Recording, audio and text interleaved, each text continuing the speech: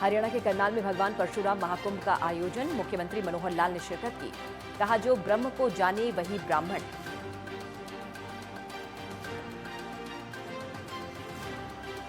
मुख्यमंत्री मनोहर लाल का बड़ा ऐलान। कहा, मनोहर हैं तो सबका हो रहा है समाधान।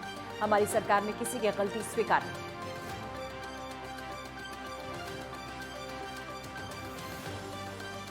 मुख्यमंत्री मनोहर लाल का गुजरात दौरा, भूपेंद्र पटेल की शपथ ग्रहण समारोह में हिस्सा लिया। दोबारा मुख्यमंत्री बनने पर बधाई दी।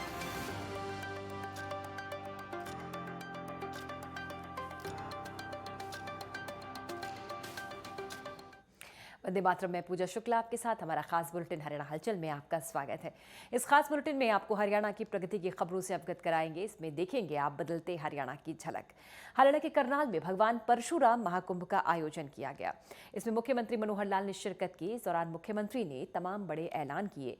मुख्यमंत्री ने कहा कि भगवान परशुराम के नाम पर डाक टिकट भी जारी किया जाएगा। इसके लिए केंद्र संचार मंत्री अश्विनी वैष्णव को खत लिखा जाएगा। उन्होंने EBPG विषय पर कहा कि सरकारी नौकरियों में आर्थिक रूप से कमजोर वर्गों के लिए हरियाणा सरकार ने 10% आरक्षण देने की नीति बनाई थी। इसके बाद में केंद्र सरकार ने नए नाम से आर्थिक रूप से कमजोर वर्गों के लिए देश भर में 10% आरक्षण की नीति लागू की। मुख्यमंत्री ने और कितने ऐलान किए, आइए सुनते हैं।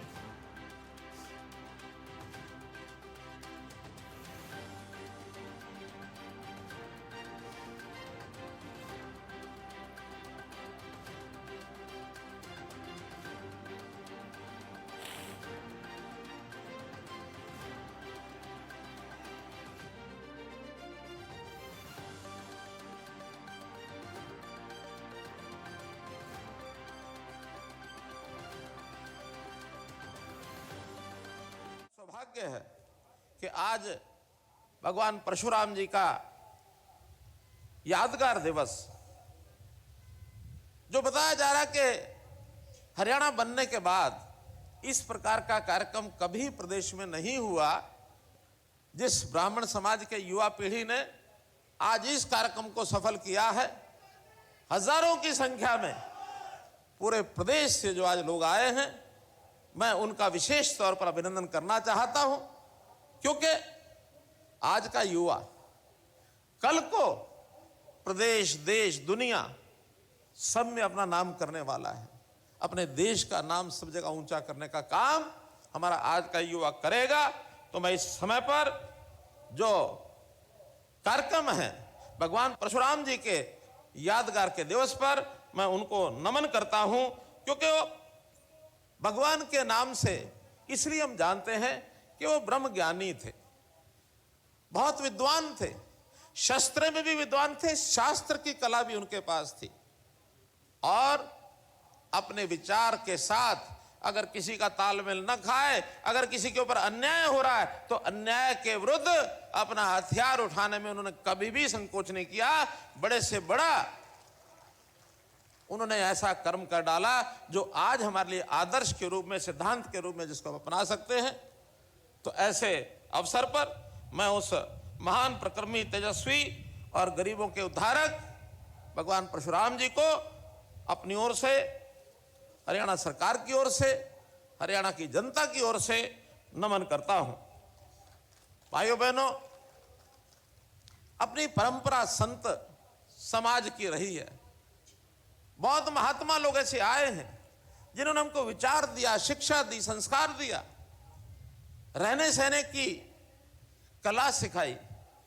एक सुखी जीवन कैसे बने, शांत प्रिय माहौल कैसे रहे, इसके लिए समाज की बुराइयों को दूर करने का काम सबने किया। सरकारें तो अपना विकास के काम में अपना लगी रहती हैं, इतना पैसा यहां से आएगा, इतना यहां चले जाएगा, ये सड़कें बन जाएंगे, स्कूल बन जाएंगे, अस्पताल बन जाएंगे, ये रेलगाड़ी बन जाएगी, जहाज बन जाएंगे। लेकिन समाज को एक वातावरण देना, अच्छे विचारों का वातावरण देना, ये संत महापुरुषों का काम होता है। हमने विचार किया कैसे संतों महापुरुषों के भी याद करने के कार्यक्रम, उनकी जयंतियां, उनके प्रकाशोत्सव ये दिन मनाए जाएं। चाहे फिर वो महर्षि वाल्मीकि जी, गुरु रविदास जी, भगत कबीर जी, गुरु गोविंद सिंह जी, गुरु नानक देव जी, गुरु तेग बहादुर जी, बंदा बहादुर सिंह जी, महर्षि कश्यप जी, और चाहे भगवान परशुराम जी, हमारे धनखड़ जी कह रहे थे कि आप तो जयंती मनाने वाले एक मुख्यमंत्री के रूप में प्रसिद्ध हो गए हो, क्योंकि अभी 20 तारीख को एक हिसार के अंदर बाबा सूरसेन जी की जयंती का कार्यक्रम भी मुझे रख के बताया कि उसमें भी आना है। खालसा पंथ की नींव रखते समय और उसमें स्थापना में पहले जो 2 शहादत दी गई थी, भाई मतीदास जी, भाई सतीदास जी, ये ब्राह्मण थे। गुरु तेग बहादुर जी के साथ इन्होंने शहादत दी थी। और आज करनाल वासियों की एक मांग भी मेरे पास आई थी कि क्या भाई मतीदास सतीदास जी के नाम से कोई एक चौक का नाम रखा जा सकता है। फुआरा चौक का नाम आज से भाई मतीदास सतीदास छिब्बर चौक ये रखा जाएगा। तो मैं ये घोषणा और करता हूं कि महर्षि दयानंद यूनिवर्सिटी, उसमें आचार्य चाणक्य के नाम से एक चेयर स्थापित की जाएगी, ताकि उनका जो है पूरे सम्मान के साथ उनके किए हुए कामों के ऊपर ध्यान हो और आचार्य चाणक्य के बारे में पूरी खोजबीन करके और समाज को हम दिशा दे सकें। पुजारी पुरोहित के कल्याण बोर्ड की मैं घोषणा करता हूं, ताकि इन सबको उचित मानधन मिले। तो एक कुशलता के आधार पर इनका मिनिमम वेजेस, न्यूनतम आय, इसको फिक्स किया जाएगा, ताकि इससे नीचे किसी पंडित पुजारी या जो पुरोहित का काम करने वाले लोग हैं उससे नीचे पैसा न मिले। प्रदेश में स्वास्थ्य व्यवस्थाएं ठीक करनी है, मेडिकल की व्यवस्थाएं ठीक करनी है। पहले तो मेडिकल की व्यवस्थाओं को ठीक करने के लिए जो हमारा गौड़ ब्राह्मण आयुर्वेदिक कॉलेज है, हर साल उसको सीटों के लिए सैंक्शन मांगनी पड़ती है। तो आपकी जानकारी के लिए इस साल की 100 बीएमएस की सीटें ये मंजूर करके हमने भेज दी हैं, ताकि 100 बच्चों को और एडमिशन मिल जाए। और साथ ही वहां पर एमएस और एमडी की मांग है। 7 सब्जेक्ट में 5-5 सीटें, 35 एमएस एमडी की सीटें भी हम अपनी ओर से मंजूर करके केंद्र सरकार को भेज रहे हैं, ताकि तुरंत वहां से परमिशन मिले और इस बार का एमएस और एमडी का एडमिशन उन बच्चों को वहां मिल सके। अभी कैथल मेडिकल कॉलेज की नींव ये रखी जा चुकी है, लेकिन नाम नहीं रखा था। हमने तय किया है कि कैथल मेडिकल कॉलेज का नाम भगवान परशुराम मेडिकल कॉलेज रहेगा। ये भी जानकारी आपको देनी है। मेरा खुला चैलेंज है, आप समस्या के लेके आओ। मनोहर लाल का नाम समाधान है, हर चीज का समाधान हमारे पास हम करेंगे। तो एक बड़ी घोषणा मैं ये कर रहा हूं कि भगवान परशुराम जी का जन्मदिन अक्षय तृतीया ये गजटेड हॉलिडे होगी और ये इस साल से लागू हो जाएगी। पैरावर की जमीन, मैं 2019 में गौड़ ब्राह्मण कॉलेज में गया था और उस समय ये सारा विषय समझ में आया। उससे पहले हमको भी बताया नहीं किसी ने, और इस समस्या को हल करने के लिए मैंने हाँ भी की थी। तो 51 लाख रुपए उसमें दे के भी आया था मैं। वो जमीन पैरावर की गौड़ ब्राह्मण कॉलेज को मिलेगी, ये तय है। 2009 से ये जमीन लीज पर ली गई थी, 2042 में खत्म होनी थी। अब चूंकि 13 साल उसमें बीत गया, कुछ हुआ नहीं, कि अब 2022 से नए सिरे से और 33 साल के लिए 2055 तक इस लीज को रिन्यू किया जाएगा। और कोई पैसा जो आपका पिछला है, उसमें जो रेट है आपका लीज का, वो तो जैसा जैसा उसका नियम है वैसा बनेगा, लेकिन कोई उसी प्रकार के जो फाइन लगा है, ब्याज लगा है, पेनल्टी लगी है, वो सारा उसमें माफ कर देंगे।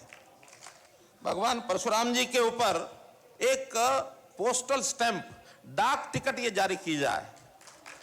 जहां तक ईपीबीजी का विषय है, इसमें 10% का आरक्षण उन लोगों के लिए था जिनको बाकी आरक्षण कहीं नहीं मिलता। हमने वो सेंटर की जो योजना है उसी को अडॉप्ट कर लिया है, इसलिए वो 10% का आरक्षण वो जारी रहेगा। ना वो ईडब्ल्यूएस हो या ईपीबीजी हो, फर्क नहीं है। हमने उसमें अपील कर दी है कि ऐसे जो बचे हुए 400-500 लोग हैं, वो जो ईपीबीजी के हैं, उनकी तारीख भी शायद 20-22 तारीख लगी हुई है। हम पुरजोर हाई कोर्ट के अंदर अपने वकील को खड़ा करके इसके लिए कोशिश कर रहे हैं कि उन बचे हुए लोगों को भी हम नियुक्ति दिला सकें। एक जो विषय रह गया है और वो विषय है दौड़ीदार, कि जो प्राइवेट जमीन है लगभग 1700 कुछ एकड़ है, जो बहुत गरीब छोटे छोटे परिवारों को और मिली हुई है गांव के अंदर, वो सारी प्राइवेट जमीन का जो दौड़ीदार का एक्ट है वो फाइनल करके वो जमीन छूट गई, वो उनको दे दी है। सरकारी जमीन में भी जो ग्रामीण क्षेत्र की जमीन है, जो पंचायतों की जमीन ग्रामीण क्षेत्र की, उसमें भी यदि मकान बनाने के लिए या खेती करने के लिए थोड़ी जमीन दी जाती है, उसका भी प्रावधान मैंने करना है, पॉलिसी बनानी है, लेकिन उनको परिवारों को भी खेती के लिए और जो मकान के लिए आवश्यक जमीन उसको छोड़ने का एक्ट भी हम बना देंगे। भगवान परशुराम सेवा सदन के नाम से एक 2000 मीटर का प्लॉट, ये इनको, क्योंकि वो एचएसपी का नियम है, उस नियम के आधार पर अप्लाई करेंगे तो उनको दे दिया जाएगा। ये जो भगवान परशुराम जी का चौक है करनाल में, उसका रेनोवेशन करना है, अपडेशन करना है, क्योंकि बहुत पुराने समय से उसका रखरखाव नहीं हुआ, उसका रखरखाव भी किया जाएगा। और भगवान परशुराम चौक से गांधी चौक तक वो जो मार्ग है, जो डॉक्टर कल्पना चावला के कॉलेज के सामने वाला मार्ग है, उसका नाम भगवान परशुराम मार्ग ये भी रख दिया जाएगा, ऐसा भी हमने निर्णय लिया है। अगर बड़ा पार्क कोई मिलता है तो वहां भगवान परशुराम जी का एक स्टैच्यू ये भी लगवाया जाएगा, ऐसा भी हमने यहाँ के लोगों को विश्वास दिया है। कुछ धर्मशालाएं हैं यहाँ करनाल में, कुछ धर्मशालाओं को तो पैसा हमने रिलीज किया है, हमारे पास आ गए थे, एप्लीकेशन लेकर के उनको दिया है, वो मान भी गया कि हमको मिला है। लेकिन 2-3 धर्मशालाएं ऐसी भी हैं जिनको वो मुख्यमंत्री का जो सहायता कोष होता है, जो उसमें डिस्क्रिप्शन कोटा है, वो नहीं मिलता है, तो 31 लाख रुपया उन धर्मशालाओं के लिए और ये भी घोषित किया जाता है। तो हरियाणा के मुख्यमंत्री मनोहर लाल ने कहा किसी को धरने की जरूरत नहीं है, क्योंकि हरियाणा में आपकी सरकार है, आप हमारे पास आइए, समस्या का समाधान होगा।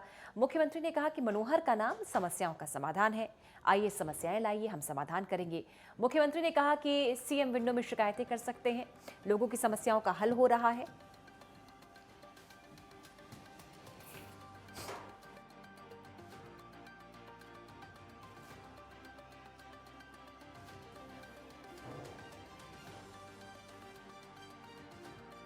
हम कहते हैं धरने प्रदर्शन के बिना आप हमको आके बता दो।